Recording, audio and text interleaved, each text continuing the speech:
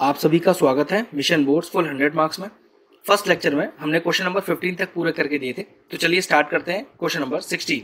चलिए question number 16 start करते हैं। क्वेश्चन आपके स्क्रीन पर आ रहा है। A wooden article was made by scooping out a hemispheric a wooden article was made by A wooden article was made by scooping out a hemisphere from each side of a solid cylinder as shown in the figure. Figure आपकी screen पर आ ही रहा है। If the height of the cylinder is 10 centimeter and its base is of radius 3.5 centimeter, find the TSA of the article. देखिए बहुत शानदार question है। पहले मैं आपको इसका फिगर बना के दिखाता हूँ। एक चीज का ध्यान रखना, जो भी फिगर आपको क्वेश्चन में गिवन है या उस फिगर की रिक्वायरमेंट है तो वो आपको बनाना ही पड़ेगा। ठीक है। अब किस तरह से, एक सिलेंडर है जिसमें ये हेमिस्फेरिकल स्कूप ऊपर से भी काटा है और ये स्कूप एक नीचे से भी काटा है, और कह रहा है कि आपको इसका टीएसए निकालना है। देखो बहुत आसान तरीका है। सबसे पहले इसकी सारी स्पेसिफिकेशंस जो हमें क्वेश्चन में दी हुई है वो लिख लेते हैं। देखो हाइट ऑफ द सिलेंडर कितना दिया हुआ है, ये दिया हुआ है 10 centimetre. And what is the radius given to you, radius is 3.5 centimetre. तो पहले कैसे लिखेंगे कि हाइट ऑफ सिलेंडर, फिर एच लिखकर, छोटा एच लिखकर, क्योंकि मैं छोटे एच से डिनोट कर रहा हूं, इज इक्वल टू 10 सेंटीमीटर। फिर रेडियस की बात करें, इसको मैं छोटे आर से डिनोट कर रहा हूं, ये है 3.5 सेंटीमीटर। मैंने आपको लास्ट लेक्चर में बताया था कि डेसिमल फॉर्म है ना, तो जब फाइनल आंसर हो तो डेसिमल फॉर्म ठीक रहता है, वरना अगर आप इसे कैलकुलेशन में लिखना चाहते हो तो कैसे लिखना, 7/2 सेंटीमीटर लिख लेना, कैलकुलेशन बहुत आसान हो जाएगा। ठीक है। अब हमें हाइट पता है, हमें रेडियस पता है, हमें पता है कि सिलेंडर में यहां से भी एक हेमिस्फेरिकल स्कूप निकाला है, यहां से भी एक हेमिस्फेरिकल स्कूप निकाला है, तो इसका टीएसए क्या होगा जरा ध्यान से देखना। अब इसमें ये तो कंफर्म है कि टीएसए का डायरेक्ट फॉर्मूला तो लग नहीं सकता। एक चीज बता रहा हूं, मान लीजिए ये एक सिलेंड्रिकल मेरा वही पाइप है। अब ये जो हिस्सा है ये वाला, ये तो होता है CSA जो कि 2πRH होता है, तो ये कितना होता है 2πRH प्लस, लेकिन यहां तो एक गड्ढा हो गया है क्योंकि ये तो बाहर निकाल लिया ना, जैसे आइसक्रीम के ब्रिक में से मैंने ये स्कूप बाहर निकाल लिया है, तो जो स्कूप बाहर निकाला है तो ये स्कूप इस तरह का गड्ढा हो जाएगा वहां पर। ठीक है। और गड्ढा होगा ये वाला, और ये गड्ढा क्या है एक्चुअल में, ये है CSA ऑफ द हेमिस्फीयर जो कितना होता है 2πr² प्लस, इसी तरह गड्ढा नीचे भी हो गया।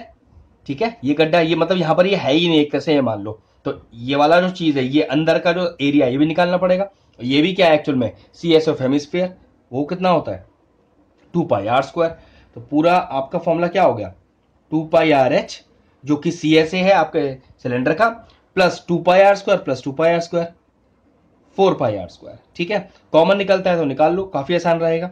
2 बाहर आ जाएगा, पाई बाहर आ जाएगा, और एक r बाहर आ जाएगा। तो 2 बाहर है, पाई बाहर है, r बाहर है, एक h आ गया, प्लस इसमें एक 2 रह गया, पाई बाहर है, r बाहर है, एक r रह गया। बस अब आपको कैलकुलेशन करना है वैल्यूज डालकर। तो 2 इंटू 22/7 r, मैंने कहा था कैलकुलेशन करते समय इसको आप 7/2 रखना। h कितना है 10 और 2 इंटू r, तो 2 इंटू 7/2। ठीक। नेक्स्ट 7 से 7 चला गया, 2 से 2 चला गया, क्या बचा बाहर 22। अंदर देखिए 2 से 2 चला गया, तो 10 प्लस 7 कितना आ गया 22 इंटू 17। चलो इसको आप खुद कैलकुलेट कर लेना, क्योंकि एरिया निकाल रहे हो ना, तो सेंटीमीटर स्क्वायर अपना फाइनल आंसर हो गया। ध्यान रखना ये फिगर बनाना बहुत जरूरी है, और सारे फिगर आप पेंसिल स्केल से ही बनाओगे, कोई भी फिगर पेन से मत बनाना एग्जाम में। ठीक है। इस तरह से पूरा प्रॉपर लिखकर पूरा फॉर्मूला डाल के और सॉल्व करना है। ठीक है। चलिए हम नेक्स्ट क्वेश्चन करते हैं। चलिए 16th क्वेश्चन का एक बी पार्ट भी दिया हुआ है। ठीक है। तो क्वेश्चन आपकी स्क्रीन पर आ रहा होगा, मैं 16th को बी मान लेता हूं उसको। ठीक है। क्वेश्चन है कि a heap of rice is in a form of a cone of base radius 24। ठीक है। A heap of rice is in a form of a cone, cone की फॉर्म में चावल रखा हुआ है। ठीक है। इस फॉर्म में उसका बेस डायमीटर 24। अब डायमीटर आपको मैंने पहले ही बताया था कि डायमीटर से अपना कोई काम नहीं, हमें तो रेडियस चाहिए। तो रेडियस कैसे आएगा, जो रेडियस होता है वो एक्चुअल में डायमीटर का आधा होता है, तो 24 का आधा कितना हो जाएगा 12 हो जाएगा। ठीक है। तो रेडियस मुझे कितना लिखना है, रेडियस हो गया 12 मीटर, और हाइट भी दिया है 3.5, तो h is equal to 3.5 metre दिया हुआ है। ठीक। यहां लिख लीजिए हाइट इज इक्वल टू, जिसको h से डिनोट कर रहे हैं, 3.5 मीटर, और जब कैलकुलेशन करूंगा तो कितना लिखूंगा 7/2 लिख दूंगा इसको। ठीक है। आसान हो जाता है कैलकुलेशन इससे। कह रहा find the volume of the rice. तो सिंपल, क्योंकि राइस कॉनिकल फॉर्म में रखा हुआ है तो वॉल्यूम ऑफ मुझे क्या निकालना है, कोन ही निकालना है। तो volume of cone is equal to, direct formula होता है इसका 1/3 पाई आर स्क्वायर एच। डालिए फॉर्मूला, तो 1/3 पाई, अब आर स्क्वायर, आर कितना है मेरा 12, तो 12 इंटू 12 और एच, एच इज और एच का वैल्यू 7/2। बस इसको सॉल्व करना है, क्योंकि वॉल्यूम निकाल रहे हैं तो मीटर क्यूब लगेगा। चलो सॉल्व करते हैं इसको। 7 से 7 चला गया, ये हो गया 3 4 12, ये हो गया 2 6 12, तो आपके पास रह गया 22 इंटू 4 6 24 और मीटर का क्यूब। ये खुद सॉल्व कर लेना बस, अब तो सिर्फ मीटर क्यूब लगा के इसको आंसर को लिखना है। क्वेश्चन का अगला पार्ट भी है, how much canvas cloth is required to just cover the heap. अब चीज का, अब इसको थोड़ा ध्यान से समझने वाला चीज है। हमेशा ध्यान रखना, अगर किसी चीज पर मतलब किसी सॉलिड फिगर पर आपको कपड़ा चढ़ाना है तो वो कपड़े का सिर्फ आपके पास लेंथ और ब्रेड्थ होगा। क्यों, कपड़ा तो रेक्टेंगुलर शेप में होगा ना, तो ध्यान रखो इस हीप पर जो कपड़ा चढ़ेगा वो रेक्टेंगुलर शेप का होगा, मतलब इस तरह से चौड़ी पट्टी होगी जिसके पास लेंथ और ब्रेड्थ होगा, जो इसके ऊपर ऐसे चढ़ा दिया जाएगा। तो ध्यान रखना इसका बाहर का एरिया उस कपड़े का एरिया हमेशा बराबर होगा। मतलब कोई भी सॉलिड फिगर पे अगर आप कोई कपड़ा चढ़ाओगे, कपड़ा रेक्टेंगल ही फॉर्म में होगा हमेशा, मतलब आप इस बात को याद रख सकते हो, ठीक है। कपड़ा रेक्टेंगल फॉर्म में होगा और उसके पास सिर्फ लेंथ और ब्रेड्थ होगा, तो उसका एरिया क्या हो जाएगा L इंटू बी, और इसके सिर्फ आउटर पार्ट पे ही तो आप चढ़ाओगे, इसका जो आउटर CSA होगा वो कपड़े के एरिया के बराबर हो जाएगा। तो क्या लिखेंगे, according to question CSA of figure is equal to area of cloth, ठीक है। अब CSA ऑफ फिगर क्या होगा, पाई आर एल, और what is the area of the cloth, length into breadth, ठीक है। क्वेश्चन में आप कह रहा how much canvas is required to cover the heap. तो ध्यान रखना ये पूरा का पूरा कैनवस का जो एरिया है वही लगेगा इस पूरे को कवर करने के लिए। कहने का मतलब ये है कि यहां से जो पाई आर एल आएगा वही एक्चुअल में एरिया ऑफ द कैनवस होगा। तो ध्यान रखना इसने आपसे डायरेक्टली नहीं मांगा कि फाइंड द CSA, इसने इस तरह से मांगा कि भाई मुझे बाहर के हिस्से को कवर करना है, तो बताइए कितना कपड़ा लगेगा। तो बाहर के हिस्से का जितना एरिया होगा उस कपड़े का भी उतना ही एरिया होगा। तो बस आप पाई आर एल सॉल्व कर लो, आपको भाई क्लॉथ का एरिया आ जाएगा। तो पाई आर है आपके पास 12 और एल, अब एल की डायरेक्ट वैल्यू तो अपने को है नहीं, तो चलो लिख देता हूं मैं। एल का फॉर्मूला क्या होता है, under root of H square plus R square, it is equal to area of cloth. 22/7 into 12 under root of, अब हाइट कितना है, हाइट है अपने पास 7/2, तो 7/2 का whole square, r square, r है आपका 12, तो 12 का whole square is equal to area of cloth. चलिए अगला स्टेप देखते हैं। तो हो गया 22/7 इंटू 12 अंडर रूट ऑफ, तो ये हो गया 49/4 plus 144 is equal to area of cloth, ठीक है। चलिए एलसीएम लेंगे, तो 22 इंटू 12/7, अब इसको तो भी कुछ करने का जरूरत ही नहीं है। यहाँ देखिए एलसीएम आ गया 4, तो हो गया 49 plus 144 into 4 is equal to area of cloth. 22 into 12 कितना होता है, ये होता है 264/7 एज इट इज रहेगा, अंडर रूट ऑफ, अब जरा यहाँ पर भी लिख लेते हैं 49 प्लस, तो 4 4 जा 16 1 कैरी, 4 4 जा 16 प्लस 1 17 1 कैरी, और ये 576 और upon 4 is equal to area of cloth. अब कितना आया 264/7 अंडर रूट ऑफ, जोड़िए तो 9 और 6 15 आ गया, 1 कैरी हो गया, 7 और 4 11 1 12 और 1 कैरी हो गया, 625/4 इज इक्वल टू कितना आएगा एरिया ऑफ क्लॉथ। अब ये हो गया 264/7 इंटू, अब 625 किसका स्क्वायर रूट है 25 का, और 4 किसका स्क्वायर रूट है 2 का, is equal to area of cloth. अब क्या रह गया, सिर्फ इसको इंटू डिवाइड करने का काम रह गया, तो इसको सॉल्व कर लेते हैं। ऊपर आ रहा है 6600/14 is equal to area of cloth. मैं अगर इसको डिवाइड करूंगा तो मेरा फाइनल आंसर कितना आएगा एरिया ऑफ क्लॉथ, जो एक्चुअल में पूरे के पूरे हीप ऑफ कोन को कवर कर लेगा। तो ये आ रहा है 471.428, क्योंकि एरिया निकाल रहे हैं ना तो मीटर स्क्वायर। तो लास्ट का जो क्वेश्चन था how much canvas cloth is required to cover the heap, ये है 471.428 मीटर स्क्वायर। एक चीज का ध्यान रखना, क्वेश्चन आपको ये राइज हो सकता है सर क्वेश्चन में एरिया का मांगा है, तो मैंने आपको शुरू में बताया था कि अगर पूरे कवर करना है तो उसके आउटर पोर्शन को ही कवर करना पड़ेगा, और आउटर पोर्शन क्या होगा, हमेशा वो एरिया ऑफ द क्लॉथ होगा, L इंटू बी। तो बस वही आपका फाइनल आंसर है। तो आंसर इज 471.428 मीटर स्क्वायर। चलिए क्वेश्चन नंबर 17 मैंने लिख दिया, आपकी स्क्रीन पर भी आ रहा होगा। क्वेश्चन में मीडियन निकालना है, बस ये एक टेबल दिया हुआ है और कह रहा है कि फाइंड द मीडियन। तो ठीक है, कुछ नहीं, सबसे पहले अपनी टेबल प्रॉपरली लिखते हैं, इसको मानते हैं CI, ठीक है। और ये क्या हुआ देखो, 5 to 10, 10 to 15, 15 to 20, 20 to 25, 25 to 30, 30 to 35, 35 to 40, 40 to 45 और 45 to 50। अब देखो आपको फ्रीक्वेंसी किस फॉर्म में, ध्यान रखना ये फ्रीक्वेंसी डायरेक्टली CF भी हो सकती है अगर ये इंक्रीजिंग ऑर्डर में दी हो तो। वैसे दिख ही रहा है, देखो इंक्रीजिंग ऑर्डर है ही नहीं, कहीं पर ज्यादा है कहीं पर कम, तो पक्की बात है आपको फ्रीक्वेंसी ही दी हुई है। तो 49, 133, 63, 15, 6, 7, 4, 2 और 1। अब मीडियन निकालने के लिए सबसे पहले आपको क्या चाहिए होता है, आपको चाहिए होता है क्यूमुलेटिव फ्रीक्वेंसी। अब क्यूमुलेटिव फ्रीक्वेंसी कैसे निकलती है, पहले बहुत ध्यान समझे। इस 49 को तो एग्जैक्टली यहां लिख दें, कुछ करने का जरूरत नहीं है। अब नेक्स्ट वैल्यू यहां लिखने के लिए इन दोनों को क्रॉस में जोड़े, ठीक है, ध्यान रखना। तो जोड़ो, तो 9 और 3 12, 1 कैरी हो गया, 4 और 4 8 और 1। तो देखो इन दोनों को जोड़ लो, 182 आएगा। अब यहां के लिए क्या करें, इन दोनों को जोड़ो, तो जोड़िए 3 और 2 5, 6 और 6 12 13 14, एक कैरी हो गया 245। अब इन दोनों को जोड़े, तो 5 और 5 10, 1 कैरी हो गया, 4 5 और 6 260। अब इस वैल्यू के लिए फिर इन दोनों को जोड़े 266, फिर इन दोनों को जोड़े 6 और 7 13, एक कैरी 7 और 273, फिर इन दोनों को जोड़े तो 277, फिर इन दोनों को जोड़े 279 और इन दोनों को जोड़े 280। मतलब डायगोनली जोड़ते हैं हम CF के लिए। अब मीडियन क्लास ढूंढनी है, उसके लिए पहले ये नीचे वाला जो टोटल है उसको आधा कर दो।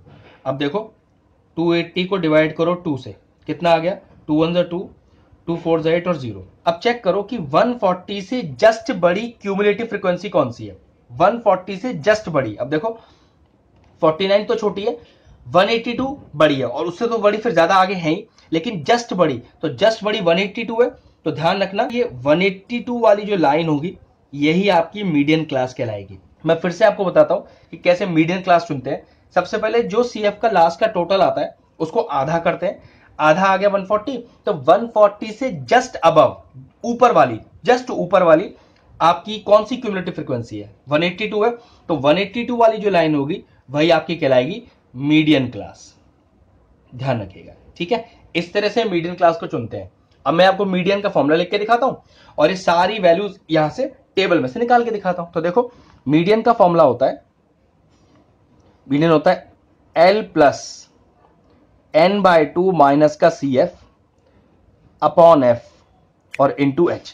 अब ये सारी वैल्यूज यहां से कैसे आएंगी उसको देखिए जरा। L क्या होता है, L का मतलब होता है lower limit of the median class, कि मीडियन क्लास जो आपने चुनी है उसके CI की लोअर लिमिट तो कितनी है यहां पर, वो है 10।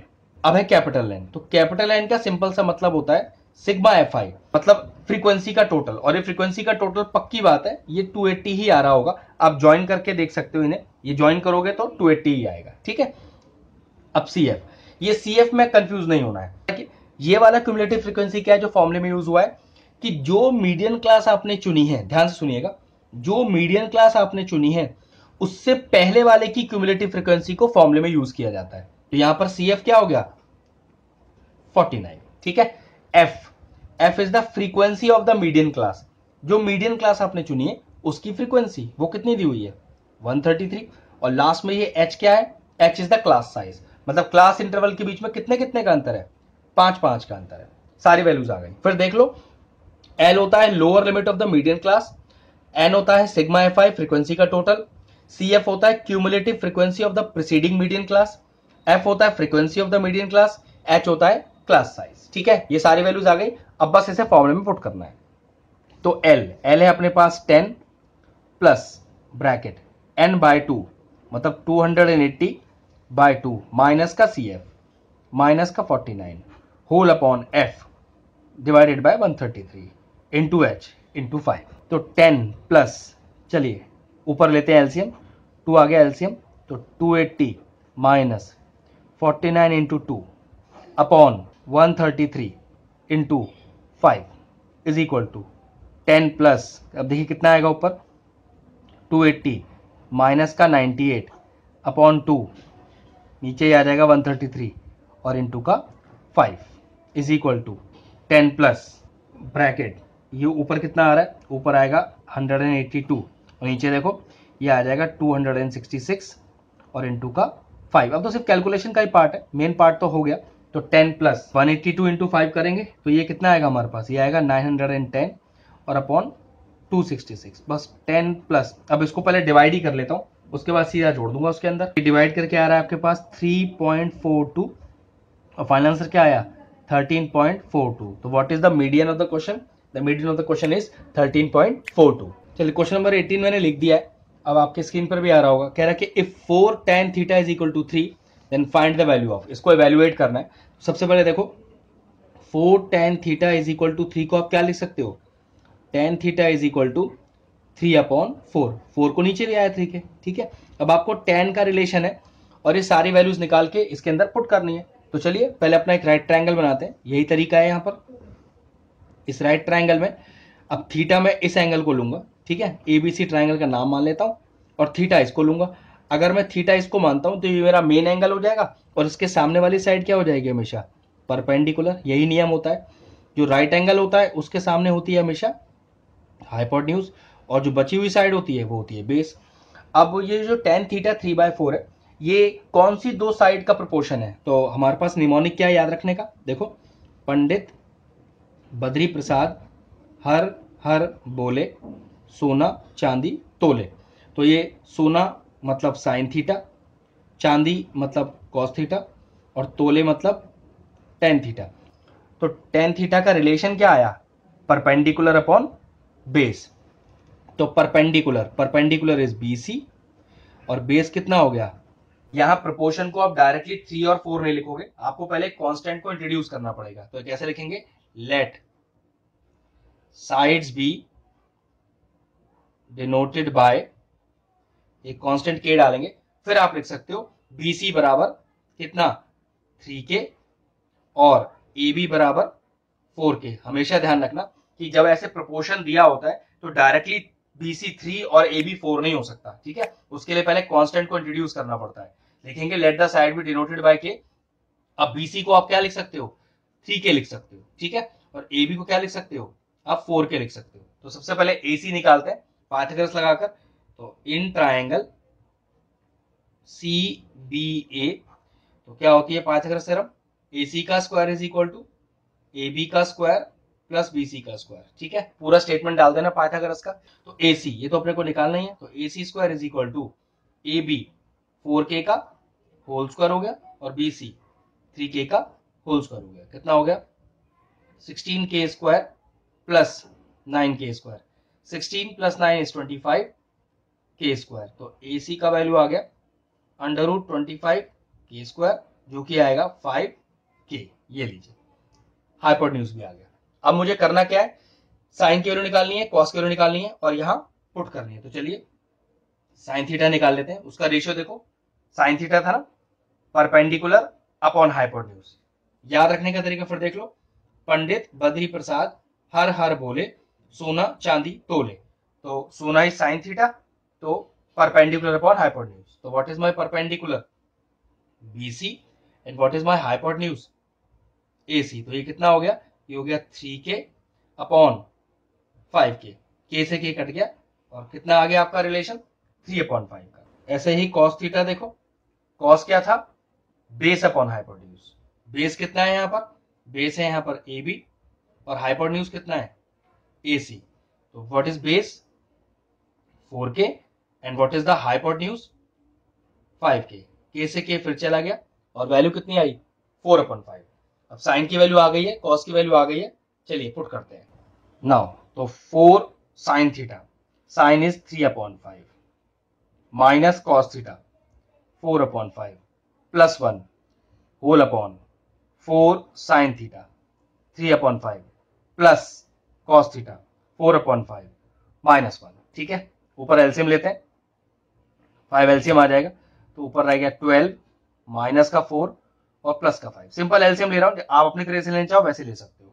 नीचे भी 5 आएगा, 12 प्लस 4 और माइनस का 5, ये 5 से 5 चला गया। ऊपर देखो तो 5 माइनस 4 इज प्लस 1 और प्लस 12 ऊपर आ गया 13, ये हो गया देखो 16, 16 माइनस 5 इज 11। तो what is the final answer? The final answer is 13/11। चलिए 18 क्वेश्चन का एक सेकंड पार्ट भी है और में, तो ठीक है मैं वो लिख देता हूं, इसको मैं 18B मान लेता हूं। ठीक है, क्वेश्चन ये काफी आसान है। कह रहा है कि tan ऑफ 2a, आप अपनी स्क्रीन पे देख सकते हो, is equal to cot a minus 18, और कह रहा है where 2a is an acute angle, find the value of a। अगर और में ये वाला क्वेश्चन आ रहा है तो 18 का बी करना आपको ज्यादा फायदा रहेगा, क्योंकि ये काफी लेंदी था, ये देखो बहुत छोटा सा क्वेश्चन है। अब लॉजिक सिर्फ ये है, या तो दोनों को यहाँ tan बनाइए या तो दोनों को यहाँ cot बनाइए, तभी आपका काम आसान होगा। तो मैं क्या करता हूं, tan को cot बना लेता हूं। अब नियम क्या सीखा है हमने कि tan 90 minus theta cot theta होता है, ऐसे cot 90 minus theta tan theta होता है। अब आप देख लो, आप cot को चेंज करना चाहते हो या tan को, तो मैं tan चेंज कर रहा हूं, तो जहां tan थीटा लिखा है वहां मैं क्या लिख दूं, cot 90 माइनस थीटा, तो मैं लिखा cot 90 माइनस थीटा, मतलब 90 माइनस 2a, और cot a माइनस का 18, एक ही चेंज करना है। अब देखो cot से cot तो चला गया, लेकिन कैंसिल आउट मत करना, बस अगले स्टेप पे लिखना मत इसे। तो 90 minus 2a is equal to a minus 18, a सारे एक तरफ ले लो, तो 90 plus 18 is equal to a plus 2a। जोड़ो, ये हो गया 8 और 9 और 1 10, तो 108 इज इक्वल टू 3a, तो 108 upon 3 is equal to a। काटिए, 3 1 जा 3, 3 3 जा 9, 3 6 जा 18, तो what is the value of a here? a हो गया 36 डिग्री। देखो छोटा सा सॉल्यूशन था और इसमें आपको पूरे 3 नंबर मिल गए, जबकि ये वाला क्वेश्चन जो फर्स्ट पार्ट था 18 का वो काफी बड़ा था। तो ध्यान रखना, दोनों रेशियोज को एक बना लो, या तो दोनों tan बना लो या तो दोनों cot बना लो। तरीका मैंने आपको बता दिया, फॉर्मूला आपको मैंने लिख दिया, आंसर इज 36 डिग्री। चलिए क्वेश्चन नंबर 19 का मैंने फिगर बना दिया। चैप्टर है आपका एरिया बाउंडेड। क्वेश्चन है कि find the area of the shaded region. ठीक है, शेडेड रीजन का एरिया निकालते हैं। Where arc drawn with centre A B C D. ठीक है, सेंटर दिया है ए बी सी और D, and intersect in pair at the middle point P Q R S. Okay, P Q R और S, ठीक है, of the side AB, BC, CD and DA respectively of the square ABCD of side 12 centimetre. ठीक है, square की side आपको 12 centimetre दी है, तो चारों 12 ही हो गए, और कह रहा है कि पाई का वैल्यू आप इसके अंदर 3.14 ही यूज कीजिएगा। तो देखो कुछ दिक्कत नहीं है, बहुत आसान सा क्वेश्चन है।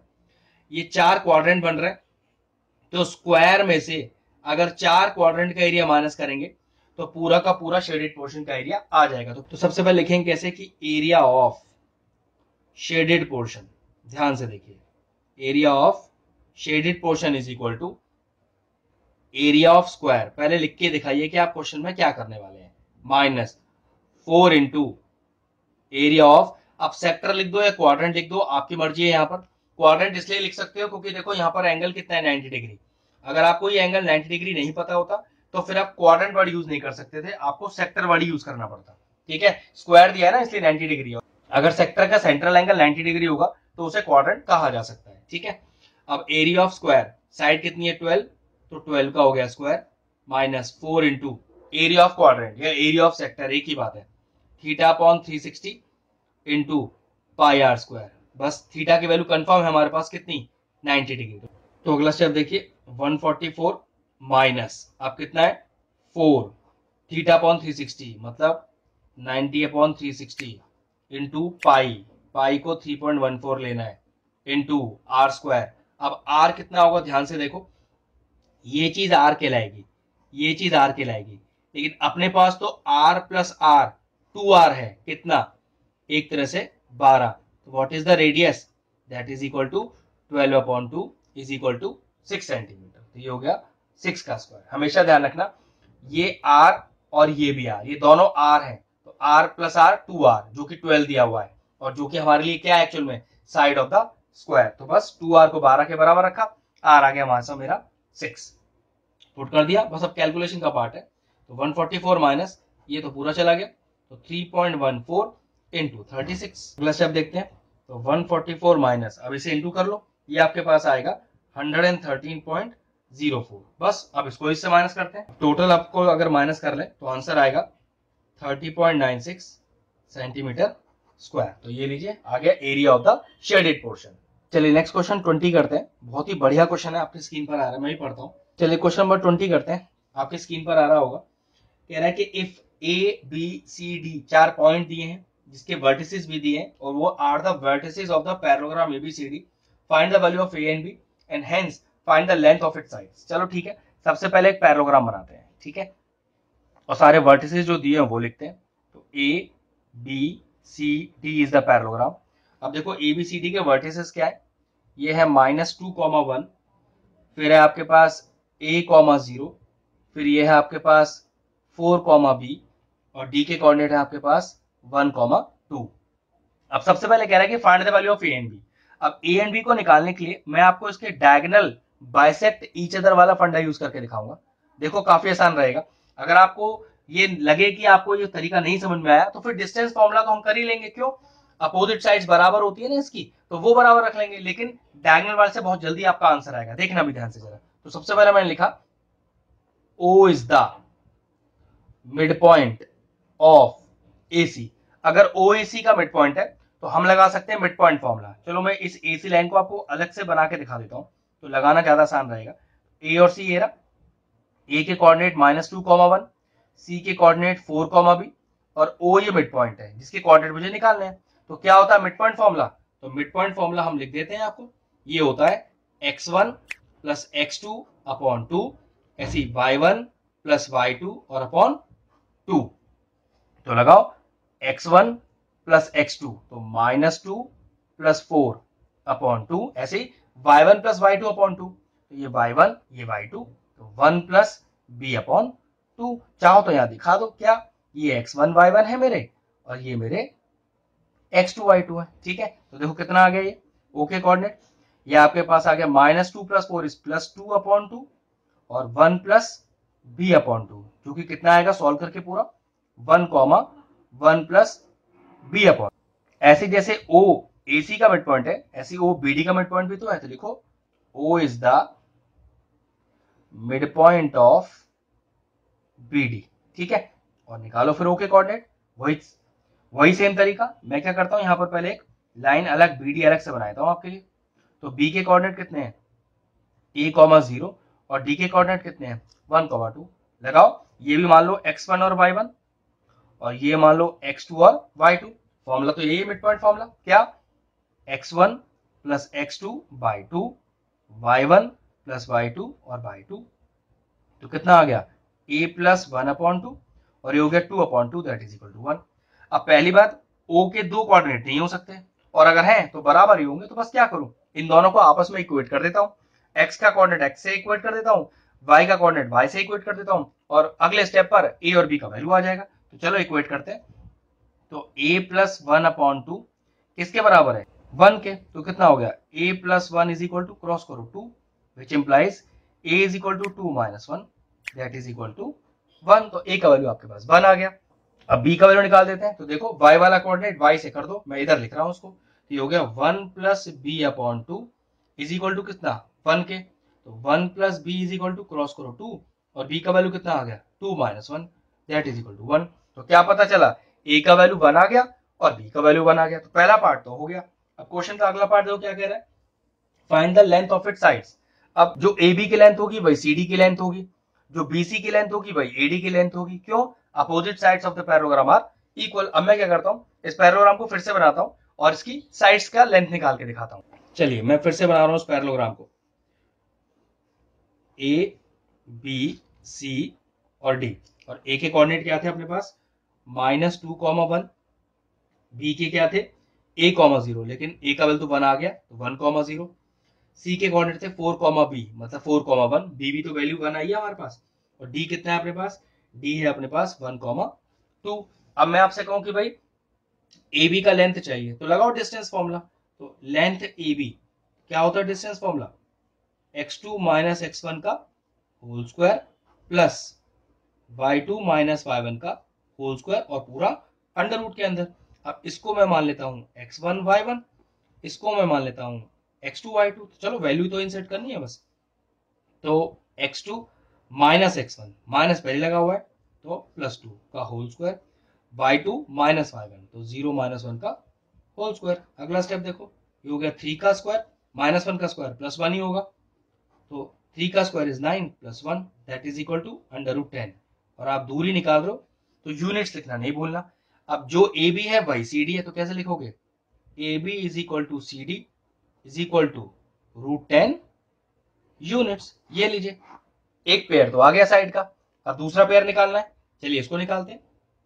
तो बी सी √, फॉर्मूला वही, किसी को भी x1 y1 मान लो, किसी को भी x2 y2। तो चलो मैं इसको x1 और y1 मान लेता हूँ, ये x2 y2 मैंने लिखा हुआ है, तो चलो फॉर्मूला तो वही लगाना है। तो लिखो x2 माइनस x1, लेकिन कोई जरूरी नहीं है कि आप 1 में से 4 माइनस करो, आप 4 में से 1 भी माइनस कर सकते हो, स्क्वायर लग रहा है ना, तो कोई फर्क पड़ेगा ही नहीं इस बात से।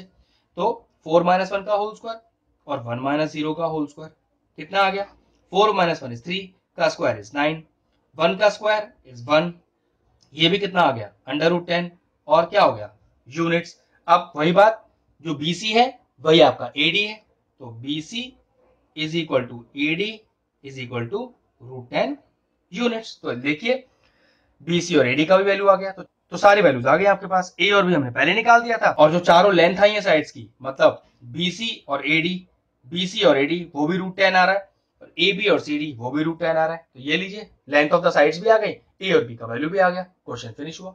चलिए क्वेश्चन नंबर 20 का एक बी पार्ट भी है, मतलब एक और में क्वेश्चन दिया हुआ है, कह रहा है इफ ABCD 4 कोऑर्डिनेट्स हैं, इफ ABCD 4 पॉइंट है, इसके कोऑर्डिनेट गिवन है, are the vertices of the quadrilateral, find the area of the quadrilateral ABCD। ठीक है, तो एक क्वाड्रिलेटरल बनाते हैं, पहले नाम लिखते हैं उसका, पॉइंट्स लिखते हैं, कोऑर्डिनेट डालते हैं A B C और D। A है आपके पास -5, 7, फिर देखो B है कितना आपके पास -4, -5, फिर C है आपके पास -1, -6 और D है आपके पास 4, 5। अब एरिया कैसे निकालें, एरिया को डायरेक्ट फॉर्मूला तो है नहीं, तो कोई एक डायगोनल जोड़ दो। तो चलो मैंने AC जोड़ दिया। अब मैं क्या करूंगा, ट्राइंगल ADC का एरिया निकालूंगा, ट्राइंगल ABC का एरिया निकालूंगा और दोनों को जोड़ दूंगा। तो सबसे पहले एरिया ऑफ ट्राइंगल निकालते हैं, एरिया ऑफ ट्राइंगल निकालते हैं ADC। ठीक है, इसे मान लेते हैं x1 y1, इसे मान लेते हैं x2 y2 और इसे मान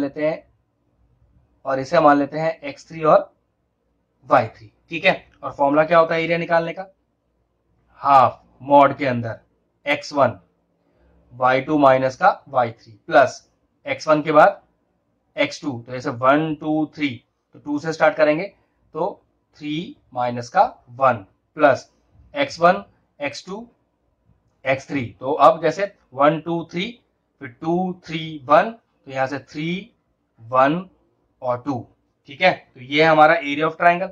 चलिए वैल्यू पुट करते हैं, x1 now x1 is minus का 5, y2 minus y3, y2 minus y3, तो 5 माइनस एक और लगा हुआ है तो +6 हो गया, plus x2 is 4, y3 minus y1, तो -6 माइनस y1 -7 प्लस x3 है -1, y1 माइनस y2, तो y1 इज 7 माइनस का y2 इज 5। ये लीजिए अगला स्टेप, हाफ -5 बाहर 11 प्लस 4, ये हो गया माइनस का 13 2। नेक्स्ट हाफ माइनस का 55, माइनस का देखो कितना आएगा 13 4 जा 52 माइनस का 2, मॉड लगा हुआ है ध्यान रखना, हाफ। अब ये कितना हो गया, तीनों माइनस में ही है ना, ये हो गया आपका 100 107 और 109, लेकिन इस माइनस का कोई फायदा ही नहीं क्योंकि मॉड लगा हुआ है ना, तो ये कितना हो गया 109/2 स्क्वायर यूनिट्स। तो देखिए ADC का ट्राइंगल का एरिया आ गया। ऐसे मैं अब ABC का निकालूंगा और दोनों को जोड़ दूंगा।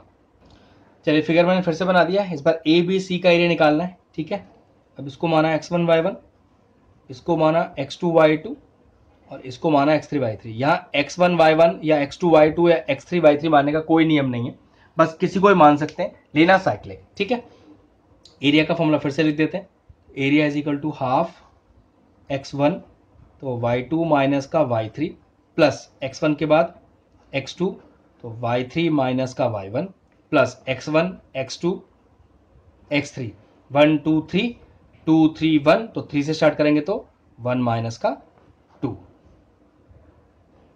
चलिए वैल्यूज डालते हैं तो half x1 is -5 y2 minus y3 तो ये हो गया -5 y3 -6 तो +6 plus x2 is -4 y3 minus y1 तो -6 minus y1 -7 plus x3 is -1 y1 minus y2 तो y1 इज 7 माइनस का y2 इज -5 तो प्लस हो गया और मॉड लग गया तो हाफ मॉड -5 ये +1 -4 -13 -1 और 12। अगला स्टेप देखिए माइनस हाफ बाहर है तो -5 प्लस 13 4 सा 52 और माइनस का 12 कितना आएगा, हाफ बाहर है मॉड के अंदर तो 52 तो प्लस का है और माइनस का हो गया 17 तो हाफ ये कितना बचेगा, तो 12 में 7 गया 5 तो 4 में से 1 गया 3 तो ये हो गया प्लस का 35/2 सेंटीमीटर स्क्वायर। अब दोनों ट्रायंगल का एरिया आ गया ना तो क्वाड्रिलेटरल का एरिया कैसे निकलेगा, तो लिखेंगे area of quadrilateral is equal to पहले वाले ट्रायंगल का एरिया जो कि है 109/2 और दूसरे वाले ट्रायंगल का एरिया 35/2। एलसीएम लीजिए 2 एलसीएम आ जाएगा इसका तो जोड़िए तो 9 और 5 14 एक कैरी हो गया 3 और 1 4 और 1 तो ये आ गया 2 7 ज़ा 14 और 2 2 ज़ा 4 तो what is the area of the quadrilateral that is equal to 72 centimetre square. ध्यान रखना एरिया ऑफ क्वाड्रिलेटरल निकालने का कोई डायरेक्ट फॉर्मूला नहीं है, कोई एक डायगोनल जोड़ के दो ट्रायंगल बनेंगे, दोनों ट्रायंगल के एरिया को आप सेपरेटली निकालोगे और लास्ट में ऐड कर दोगे तो फाइनल आंसर आया 72 सेंटीमीटर स्क्वायर। चलिए नेक्स्ट क्वेश्चन करते हैं 21। क्वेश्चन है कि find HCF and the LCM of two numbers. अब एक नंबर को मैं पीएक्स मान लेता हूँ जो कि मुझे 404 दिया हुआ है और एक नंबर को मैं क्यूएक्स मान लेता हूँ जो मुझे 96 दिया हुआ है। फिर कह रहा है verify that HCF into LCM, ये वेरीफाई करना है HCF into LCM is equal to product of the two given numbers, मतलब पीएक्स को इंटू क्यूएक्स करूंगा तो वो इसके बराबर आना चाहिए। तो चलिए सबसे पहले सेपरेटली क्या करते हैं एचसीएफ निकालते हैं फिर एलसीएम निकालते हैं और फिर वेरीफाई करेंगे इसको, ठीक है। तो 404 तो ये हो गया 2 2 ज़ा 4 0 2 2 ज़ा 4 2 1 ज़ा 2 0 और 2 1 ज़ा 2, ठीक है। आगे तो सॉल्व हो नहीं पाएगा। 96 चेक करते हैं 2 4 ज़ा 8 2 8 ज़ा 16 2 2 ज़ा 4 2 4 ज़ा 8 2 1 ज़ा 2 2 ज़ा 4 2 6 ज़ा 12 और 2 3 ज़ा 6। अब जरा एचसीएफ की बात करें तो 404 और 96 में एचसीएफ क्या होगा, जो कॉमन होंगे टर्म्स, तो देखिए 2 और एक और 2 तो ये कितना आ गया 4। अगर डायरेक्ट एलसीएम की बात करूं 404 और 96 के तो देखो इसी में से ही आंसर आ जाएगा। पहले क्या करो, पहले तो वो लिखो जो आपका एचसीएफ आया है, मतलब जो कॉमन टर्म्स है पहले वो लिख लो। अब जो बच जाए यहाँ पे सारा लिख दीजिए इंटू 101, जो बच 2 2 ज़ा 4 2 ज़ा 8 3 ज़ा 24। अब बस मल्टीप्लाई कर लेते हैं, बस यही आपका एलसीएम आ जाएगा। तो देखो मल्टीप्लाई करके आ रहा है 9696, ठीक है। ये सारा काम तो हो गया। चलिए अब वेरीफाई करते हैं। तो वेरीफाई में सबसे पहले लिखते हैं एलएचएस, वो कितना है एचसीएफ इंटू एलसीएम। तो एचसीएफ आया मेरा 4 और एलसीएम आया मेरा 9696। चलो मल्टीप्लाई कर लेते हैं, कितना आएगा, आ रहा है 38784, ठीक है। अब आरएचएस तो ये पता चल जाएगा आंसर सही है कि नहीं। पीएक्स इंटू क्यूएक्स मतलब 404 और इंटू 96, तो इसका सोल्यूशन भी आ रहा है 38784, क्योंकि एलएचएस और आरएचएस बराबर हो गया है तो हेंस वेरीफाइड और मेरा आंसर भी आ गया। ये लीजिए क्वेश्चन क्लियर हुआ। तो चलिए क्वेश्चन नंबर 22 लिख देते हैं। तो जीरोज है ना तो एक्स की वैल्यू को ही बोलते हैं, तो एक्स इज इक्वल टू 2 + √3 और यहाँ देखिए एक्स इज इक्वल टू 2 - का √3। क्या करिए सबको इस तरफ ले आइए तो कितना हो जाएगा x - का 2 माइनस का √3 इज इक्वल टू 0।